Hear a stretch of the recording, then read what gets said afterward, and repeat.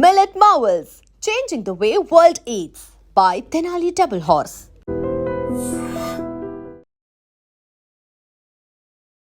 నమస్తే, welcome to I dream weekend update with Kavitha.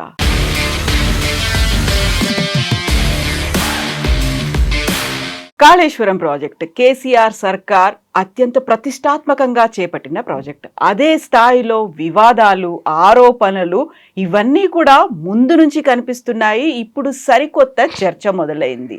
PC Ghosh commission నివేదిక ఇచ్చిన తర్వాత ఆగస్టు 30 నుంచి అసెంబ్లీ సమావేశాలు జరుగుతున్నటువంటి నేపథ్యంలో ఫస్ట్ చర్చలు, ఆ తర్వాత చర్యలు కూడా ఉంటాయా?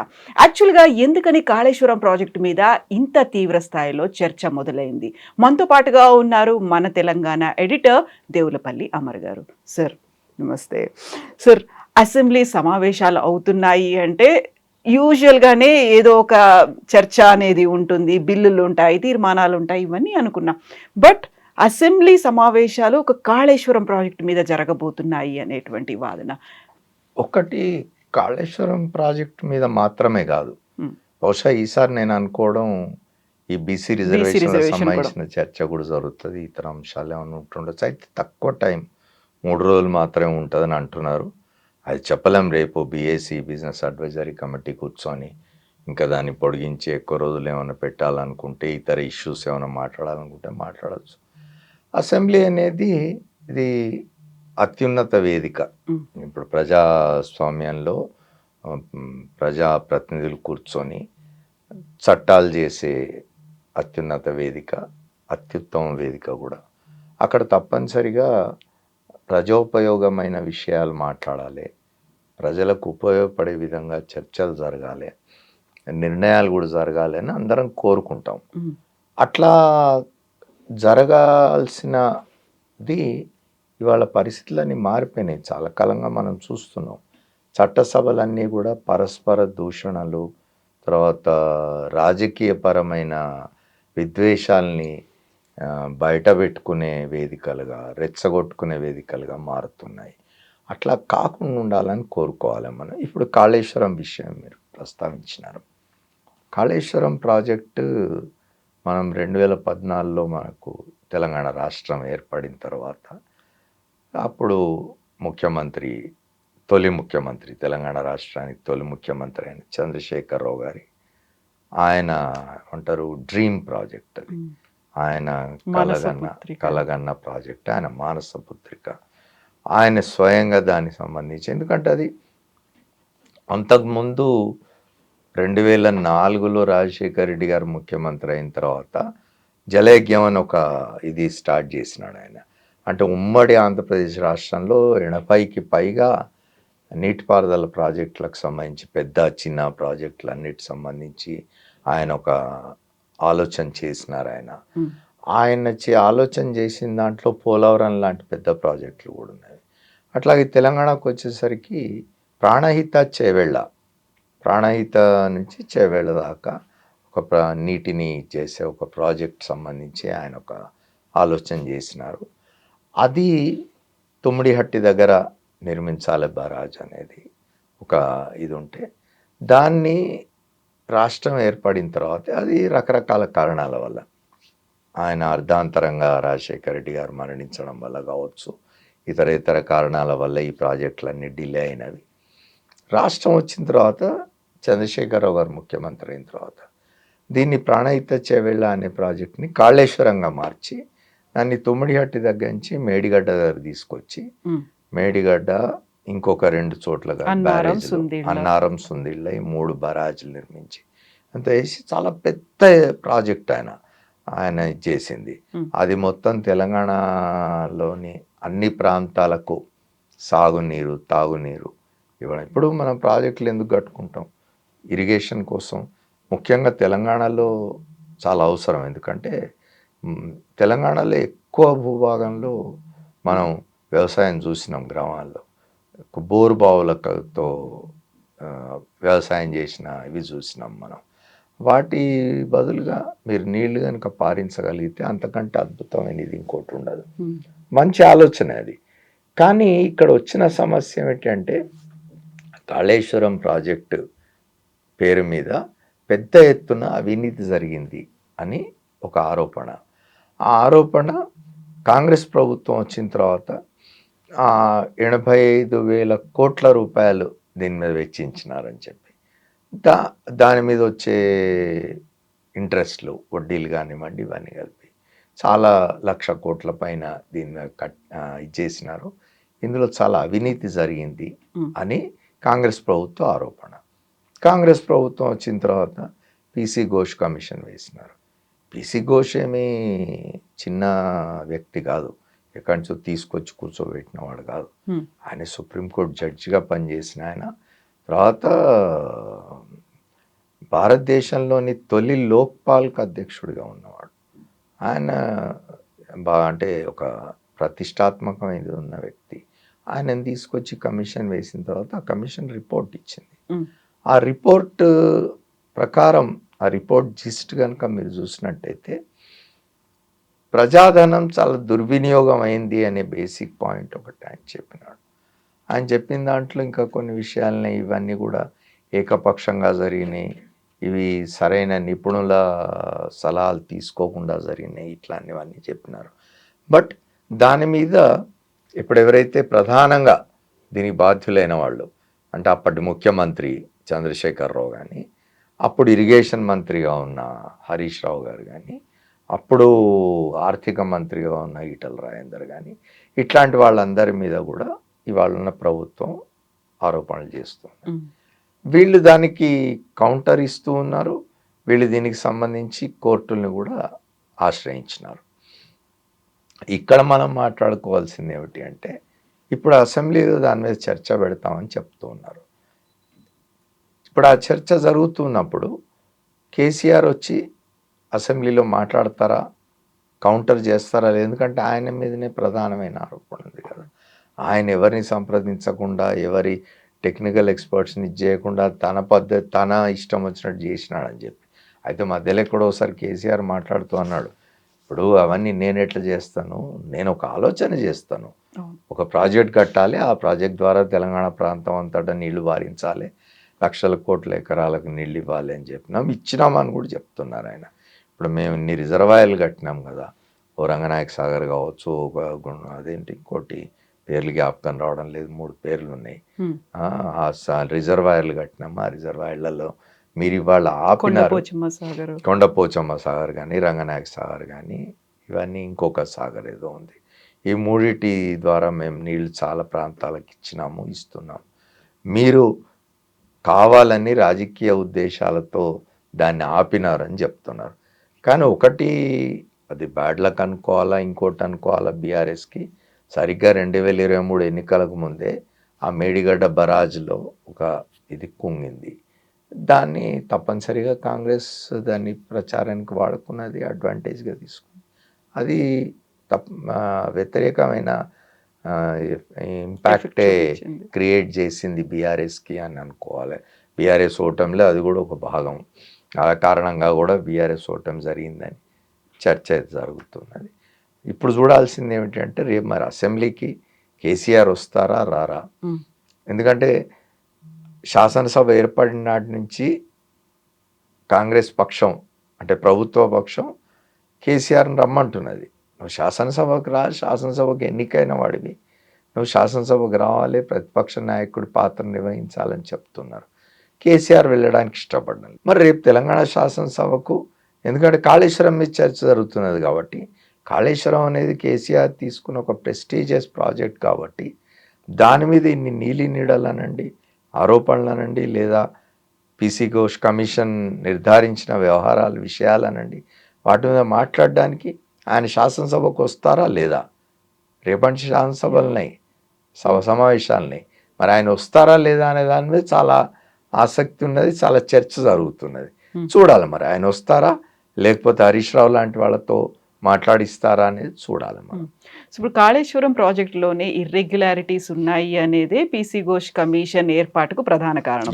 బట్ పీసీ ఘోష్ కమిషన్ ఇచ్చినటువంటి రిపోర్ట్లోనే ఇర్రెగ్యులారిటీస్ అనేవి ఉన్నాయి అని ఇప్పుడు హైకోర్టు దాకా కూడా వెళ్ళారు. ఆ రిపోర్ట్కి సంబంధించి దానికి సంబంధించి పదే చెప్తున్నారు. మీకు గుర్తుంటే అప్పట్లో ఇరిగేషన్ మంత్రిగా ఉన్న హరీష్ రావు గారు ఇప్పటికి 2-3 సార్లు వాళ్ళ పార్టీ వాళ్ళ నాయకుల కోసం లేదా మీడియా కోసం అని చెప్పి పవర్ పాయింట్ ప్రజెంటేషన్స్ ఇచ్చి చెప్తున్నారు ఆయన ఇది చేస్తున్నారు. సెంట్రల్ వాటర్ కమిషన్ ఏం చెప్పింది, లేకపోతే ఉమాభారతి గారు ఏం చెప్పినారు ఈ కాళేశ్వరం విషయంలో, ఎవరి వ్యాఖ్యానాలు ఏమిటి, కాళేశ్వరాన్ని ఎవరు ఎట్లా ప్రశంసించినారు, ఇట్లాంటివన్నీ కూడా చెప్తున్నారు. కానీ ప్రాక్టికల్ దీనికి పోయినప్పుడు ఒక కమిషన్ వేసినప్పుడు ఇట్స్ ఏ అఫీషియల్ కమిషన్, అది ప్రభుత్వం ఏర్పాటు చేసిన ఒక అధికారిక కమిషన్. ఆ కమిషన్ ఒక రిపోర్ట్ ఇచ్చింది.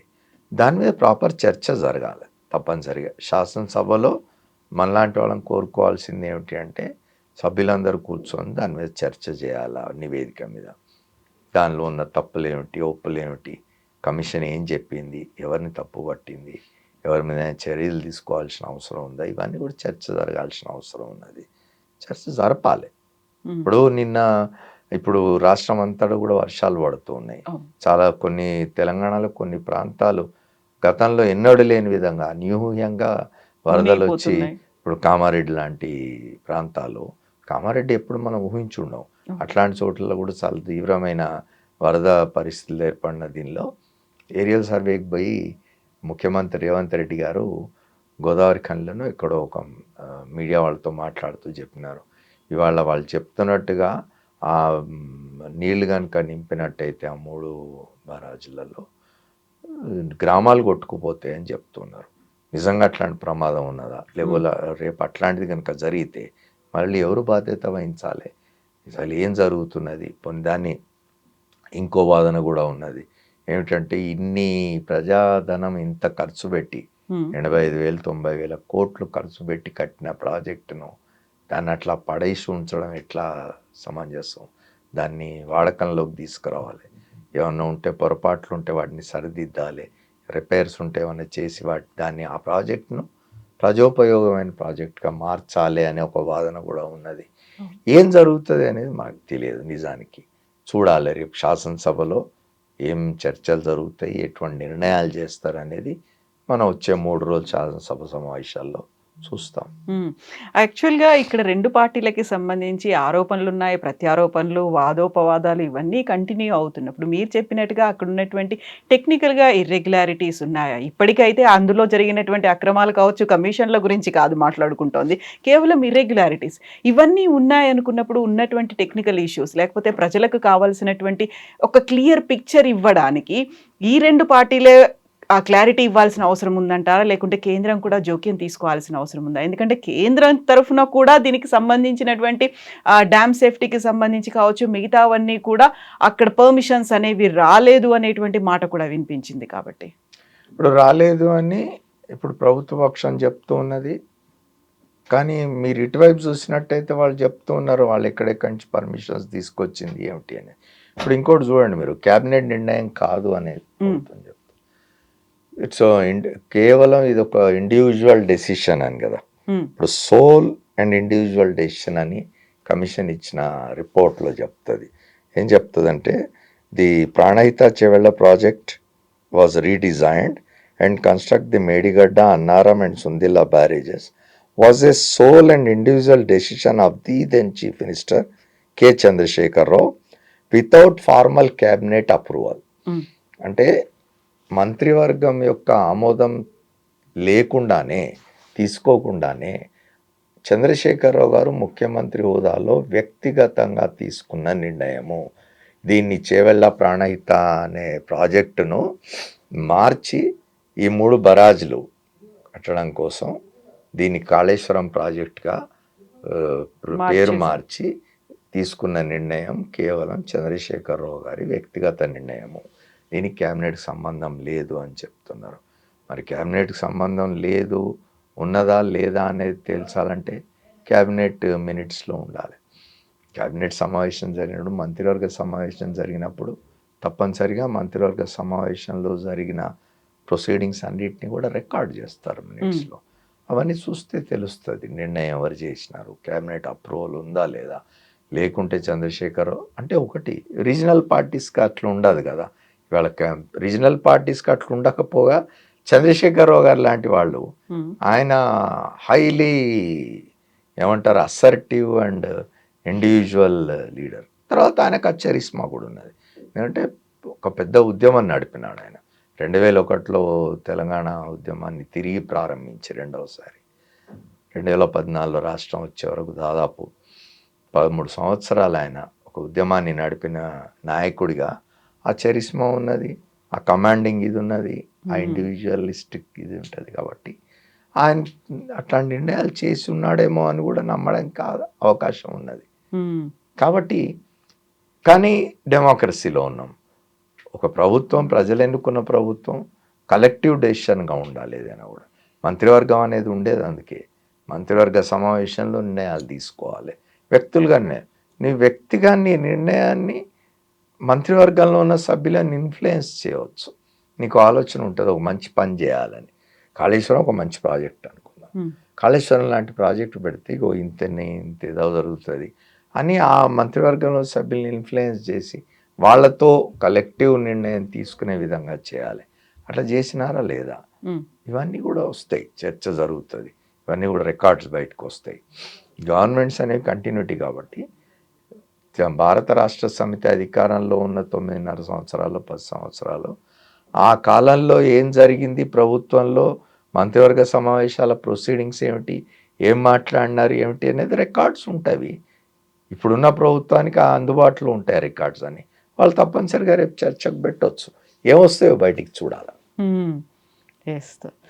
చర్చల తర్వాత చర్యలు కూడా ఉంటాయా అనేది కూడా హైకోర్టు కూడా అదే అడిగింది. ఫస్ట్ చర్చల తర్వాత చర్యల ఏముంటాయి అనేది. ఇప్పుడు ఇది పొలిటికల్గా ఇప్పుడు బీజేపీ లాంటి వాళ్ళు సవాల్ చేస్తూ ఉంటారు కాంగ్రెస్ ప్రభుత్వాన్ని, రేవంత్ రెడ్డి గారిని. నువ్వు ఇన్ని మాట్లాడుతున్నావు, ఈ ఫార్ములా కార్ రేస్లో కేటీఆర్ మీద చర్యలేవి, లేకపోతే ఇక్కడ వచ్చి కాళేశ్వరం దీని మీద ఇంత మాట్లాడుతున్నావు, కమిషన్ వేసినావు, ఏమైంది కేసీఆర్ని అరెస్ట్ చేయలేదు, ఇంకా చర్యలు తీసుకోలేదు, ఇట్లాంటివన్నీ మాట్లాడుతున్నాను. అయితే అంత ఆషామాషిగా ఉండదు కదా. ఏదైనా కూడా ఒక ఇష్యూ మీద ఒక కేసు పెట్టాలి. ఒక వ్యక్తిని, అందున ముఖ్యమంత్రిగా పనిచేసిన వ్యక్తిని, అంత ఇదున్న నాయకుడిని ఆయన మీద కేసు పెట్టాలి అంటే అంత ఆషామాషిగా ఉండదు. దానికి సంబంధించి కమిషన్ రిపోర్టు, దాని మీద ఆయన బాధ్యత ఎంత ఉంది ఏమిటి, ఇవన్నీ చాలా క్షుణ్ణంగా చూసిన తర్వాత లీగల్ ఒపీనియన్ తీసుకొని, లీగల్ ఎక్స్పర్ట్స్ తీసుకున్న తర్వాతనే ప్రభుత్వం ఆ చర్యలు తీసుకుంటుంది. అట్లా ఆషామాషిగా పోయి అరెస్ట్ చేసి లోపల పెట్టడం ఉండదు. Yes, sir. Thank you so much, sir. Thank you. Thank you, sir. And for more videos, Please subscribe to iDream. Please subscribe to iDream. Please subscribe iDreams. And please subscribe to iDream. For more videos, subscribe to iDream. please like, share and subscribe to the channel. Congratulations, iDream. Subscribe to iDream. Subscribe to iDream. So subscribe to iDream Media. iDream ki iDream team andarki huge congratulations. Please subscribe iDream Media. Please subscribe to iDream. Subscribe iDream. Please subscribe to iDream. iDream అంటే నా కళల ఛానల్ను subscribe చేసుకున్న నోరు తిరుగుతలేదు, మీరైతే గంట గుర్తు కొట్టండి. For more such videos, please subscribe to iDream.